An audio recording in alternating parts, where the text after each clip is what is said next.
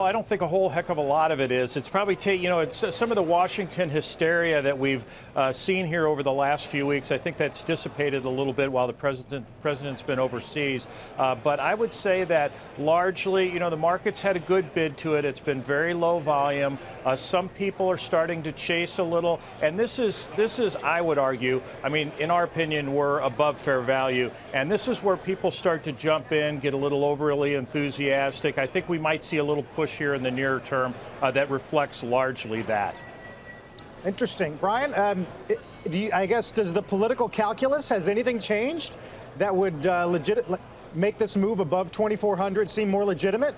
No, I don't think the political calculus has changed, but I take a little different take on Scott's comments, which I think the trip has helped the markets because it has diverted some of the attention from the political drama of Washington away. And the president has had a pretty good trip.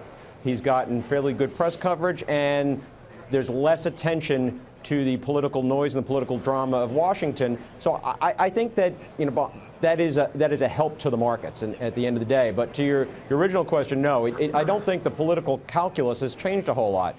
The health care issue is going to be debated for a while. There's no end in sight to that. And tax reform is still a big question with a lot of hurdles to be climbed before tax reform can be accomplished. Yeah, investors have always been watching that tax reform debate and how close we are or how far we are as we watch the president, who is being escorted inside by NATO's chief, Jens Stoltenberg. Scott, on tax reform, does the CBO report on healthcare, which a lot of investors were waiting for and watching, bring us any closer or farther? Well, Sarah, you know as well as I do that the CBO is very inaccurate on all of these predictions. I'm trying to think, are they right 1 out of 10 times?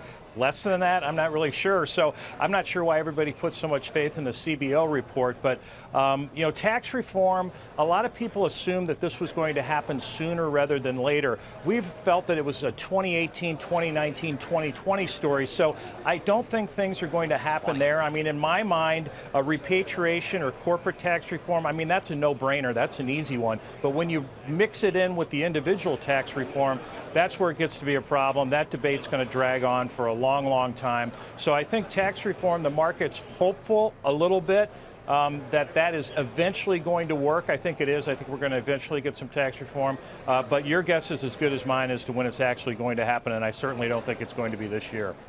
But Scott, even if it does come next year, next spring, and they make it retroactive to 17, doesn't that provide a pretty long runway for an underlying bid in the market all year long?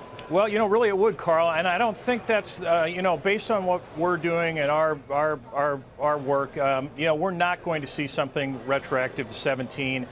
It may be retroactive to the beginning of 18, but I think we need a better indication. And of course, we're leaning toward these more cyclical sectors that would benefit from a continuation and some tax reform. So, we're leaning that way. We're not leaning really hard that way. And I think it's, at least in our case, valuations, wage pressure on margins in the second half. Those are headwinds, and I think probably we're going to end the year a little bit lower than where we are in the S&P 500. Hey there, thanks for checking out CNBC on YouTube. Be sure to subscribe to stay up to date on all of the day's biggest stories. You can also click on any of the videos around me to watch the latest from CNBC. Thanks for watching.